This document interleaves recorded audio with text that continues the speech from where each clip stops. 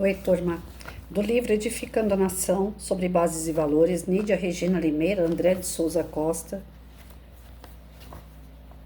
No capítulo 8, A Proteção da Infância, sob a perspectiva conservadora, na sexta parte, da Maris Alves. Educação subsidiária, papel limitado do Estado. A visão conservadora sobre a educação associa a educação moral dos pais na formação dos filhos com o ensino multidisciplinar de conteúdo científico sobre diferentes áreas de conhecimento, como as artes e as ciências.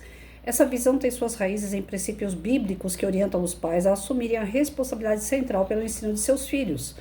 Essas passagens, como Deuteronômio 6, 6, 7, a Bíblia instrui, e essas palavras que hoje te ordeno estarão no teu coração, e as ensinarás aos teus filhos, e delas falarás, assentado em tua casa e andando pelo caminho, e ao deitar-te e ao levantar-te.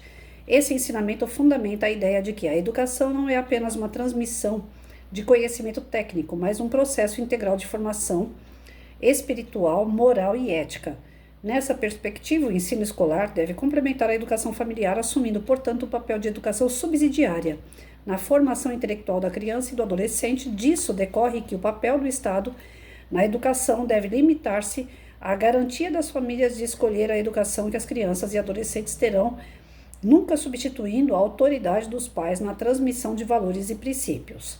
A visão subsidiária defende que o Estado deve garantir as condições adequadas para o acesso à educação formal, de modo que as crianças e adolescentes adquiram conhecimentos acadêmicos e técnicos. No entanto, a formação moral e ética é entendida como um direito e um dever inalienável dos pais. Nesse conceito profundamente arraigado nas tradições judaico-cristãs, sustenta que as famílias são as principais guardiãs dos valores que moldam o caráter das futuras gerações. Na prática, a educação subsidiária implica que o sistema escolar deve focar no ensino de disciplinas acadêmicas como matemática, ciência, história e literatura, enquanto os pais mantêm a autonomia para ensinar seus filhos sobre questões éticas, morais e espirituais. Nesse contexto, educação domiciliar surge como uma modalidade legítima e essencial em uma nação conservadora, permitindo que as famílias assumam o papel principal na formação dos filhos.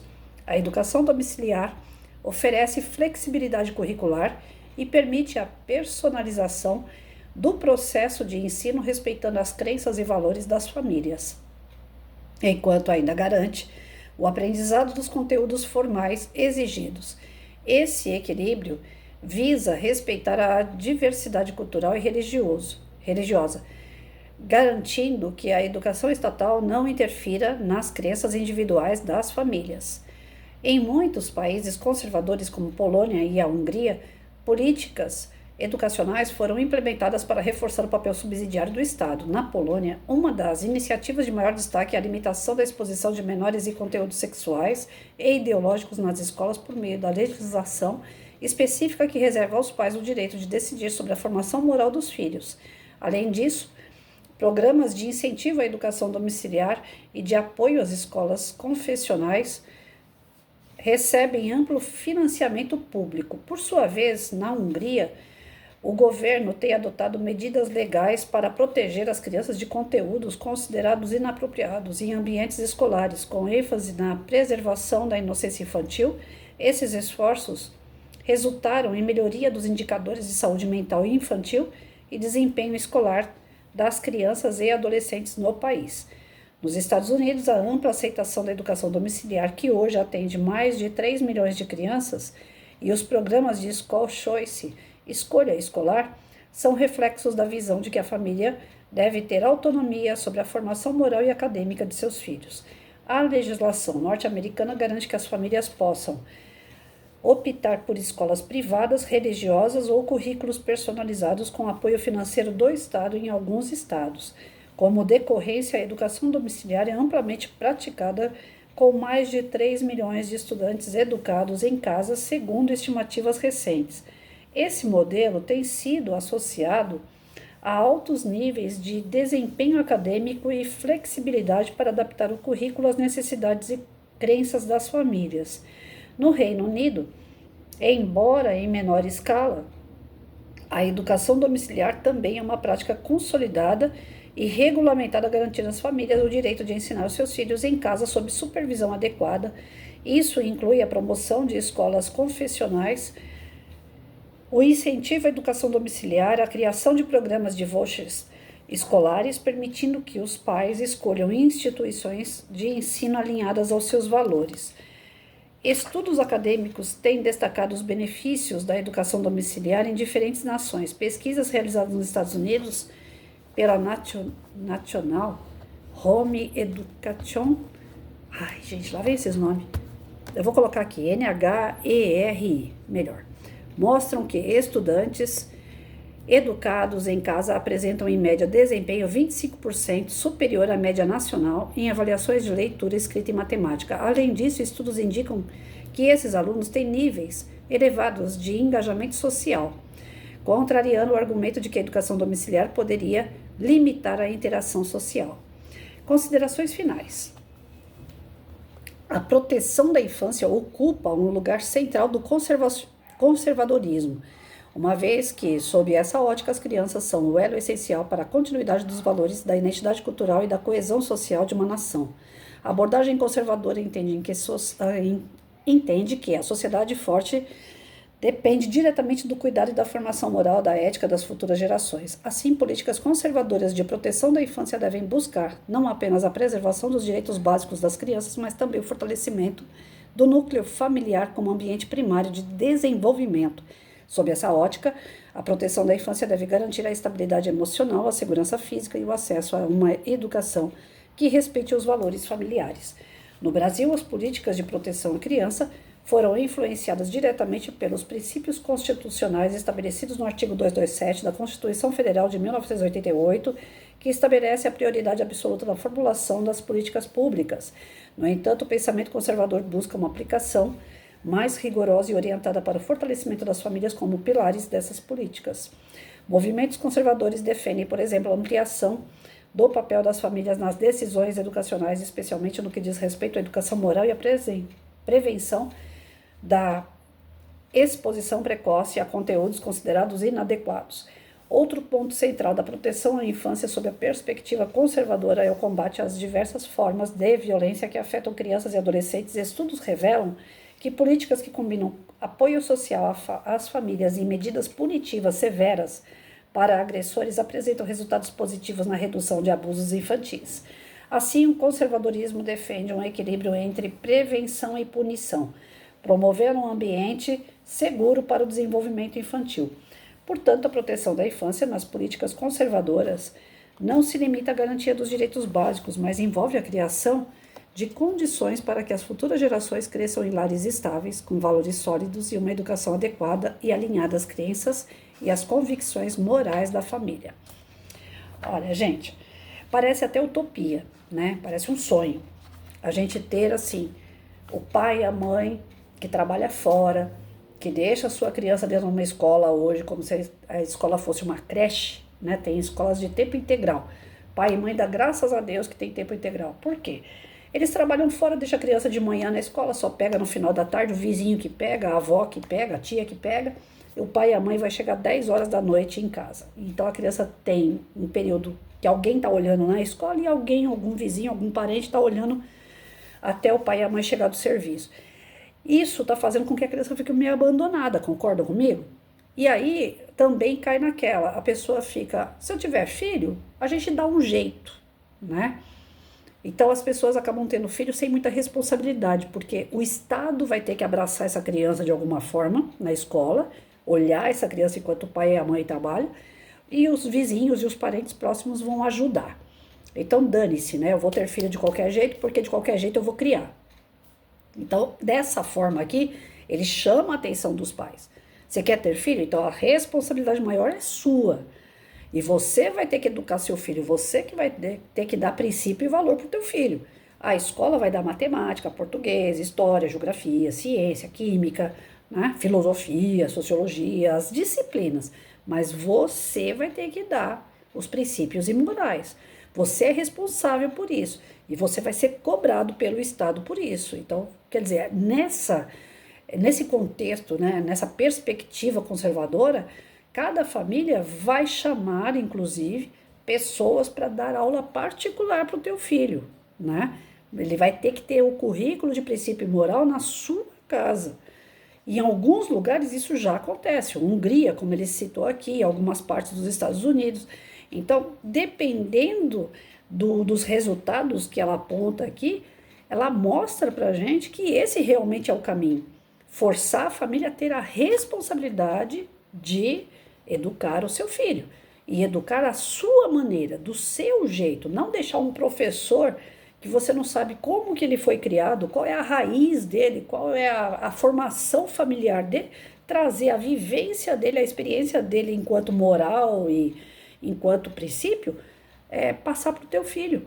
Isso aí é algo que você não pode passar para outra, terceirizar isso para outra pessoa. É seu filho, é sua responsabilidade. Essa criança tem que andar de acordo com os seus princípios.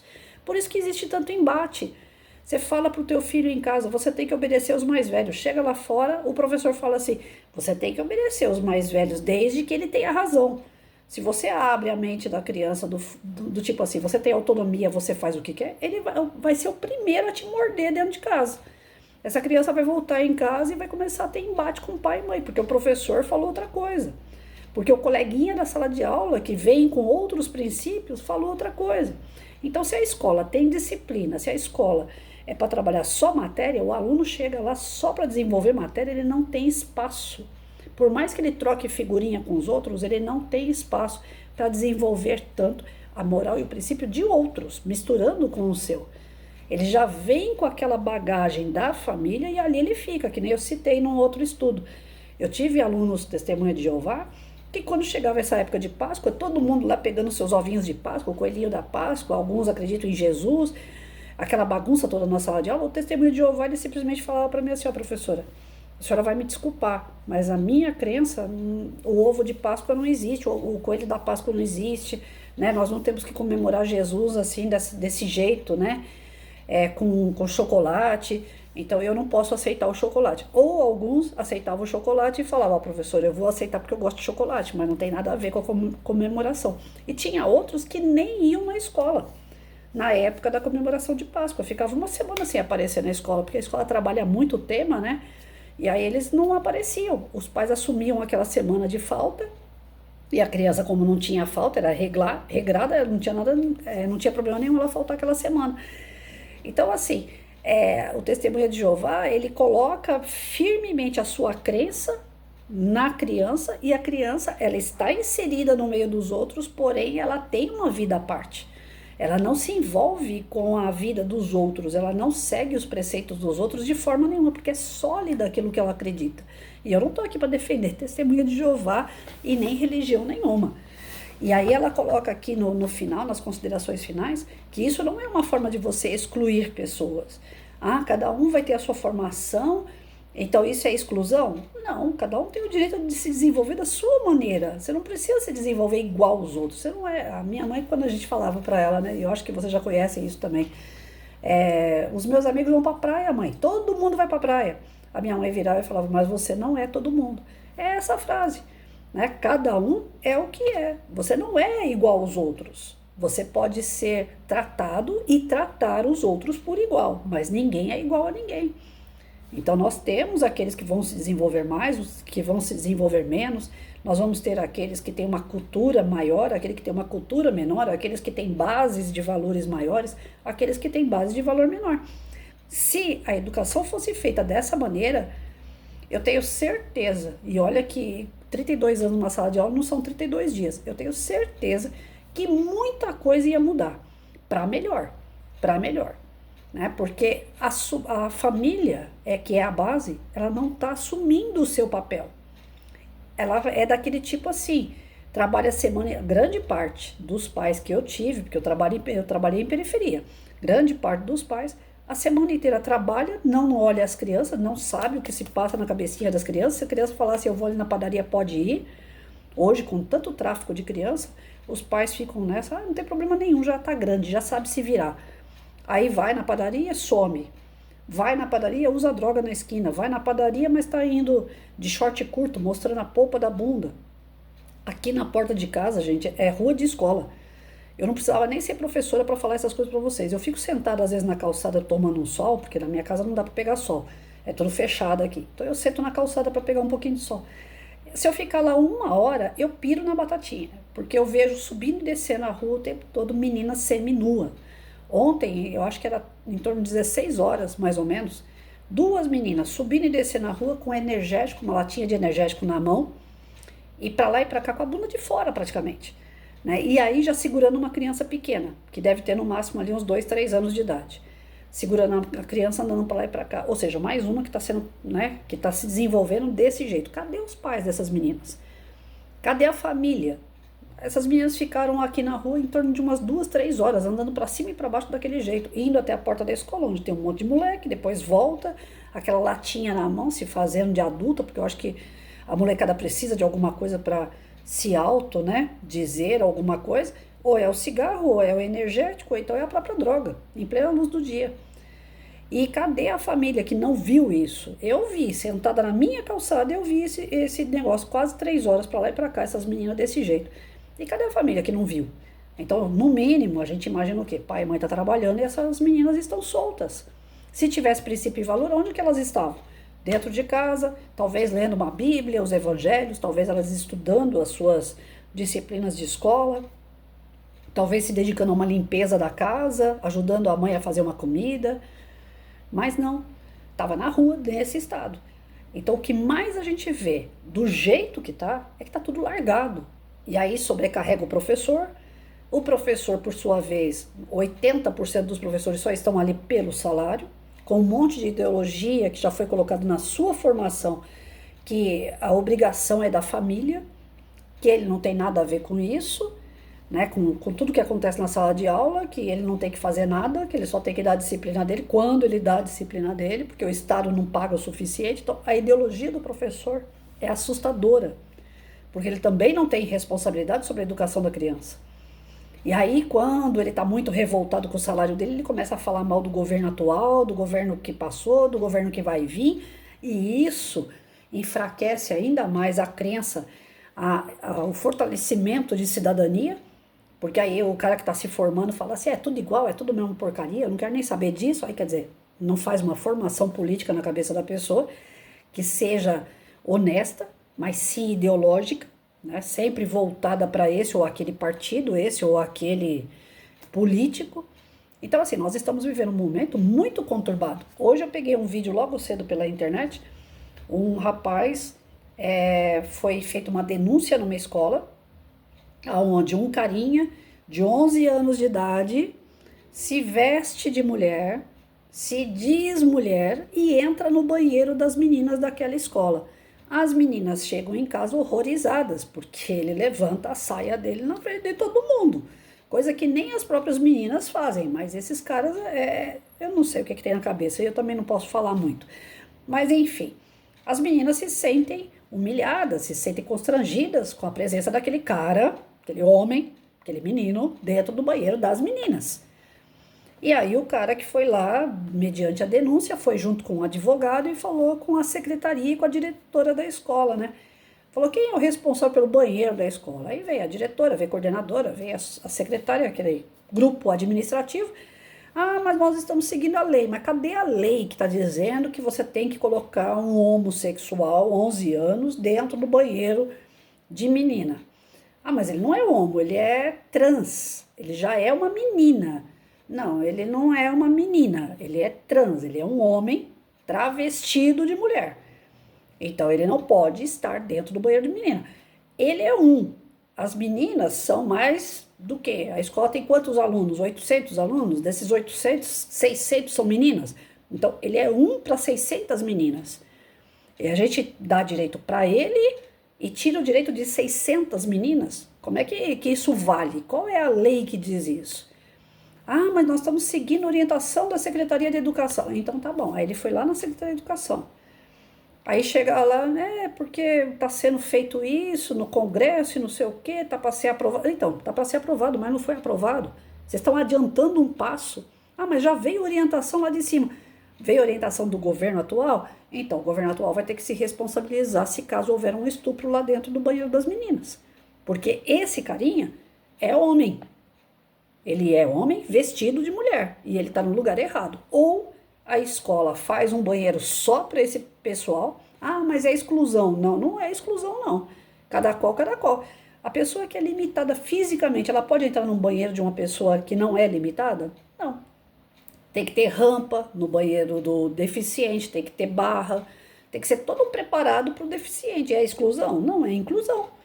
Então, já que o cara está querendo se travestir, seja para homem ou para mulher, tem que ter um banheiro deles. Porque é a opção deles isso aí. As pessoas que são regulares aí, que estão no seu gênero certo, feminino, masculino, cada qual tem que ter o seu banheiro, cada qual tem o seu canto. Então, a escola deturba tudo, partindo de ordens governamentais. O governo é que está fazendo toda essa bagunça e as pessoas que estão aqui embaixo, algumas acatando as leis porque não tem para onde correr, né? O diretor não tem para onde correr se a ordem vem de cima. Os pais têm que engolir porque precisa da escola para colocar o seu filho. E as crianças no meio disso tudo estão aprendendo o que, na verdade? Então nós estamos hoje perdendo os nossos filhos. Aí existe aquela bagunça, será que eu sou homem, será que eu sou mulher, será que eu devo beber, será que eu não devo beber, o outro bebe, o outro fuma, se eu não beber e fumar eu não faço parte do grupo. E aí quando a criança começa a ficar com esse monte de caraminhola na cabeça, desestruturada na sua família e ainda sem a responsabilidade do Estado, essa criança acaba indo, por isso que nós estamos aí com um grande alto índice de crianças de 8 anos de idade se matando. Porque a confusão mental é enorme, o desequilíbrio é enorme. O ambiente que ela está é um ambiente que não proporciona segurança para a criança. Fora a questão de estupro e tudo mais que a gente tem por aí. Aliciamento, tráfico e todas as outras coisas que vocês já bem conhecem. Então é necessário realmente que a família assuma a responsabilidade dessas crianças. E para isso um programa legal seria esse. Né, na perspectiva conservadora, independente de religião, mas que cada qual assumisse essa parte de princípio e valor da sua criança. Independente para onde a criança for, ela vai agir de acordo com o princípio e valor daquela família. E aquela família vai ser exigido isso. Tem que ser supervisionado isso pelo Estado. Se a família não está dando conta dessa parte, aí sim, encaminha para conselho tutelar, encaminha para qualquer órgão que fiscalize essa família e exige dela o dever bem cumprido em relação à educação e segurança dessa criança. Gente, eu como professora, eu assino embaixo de olhos fechados. Maravilha se fosse assim.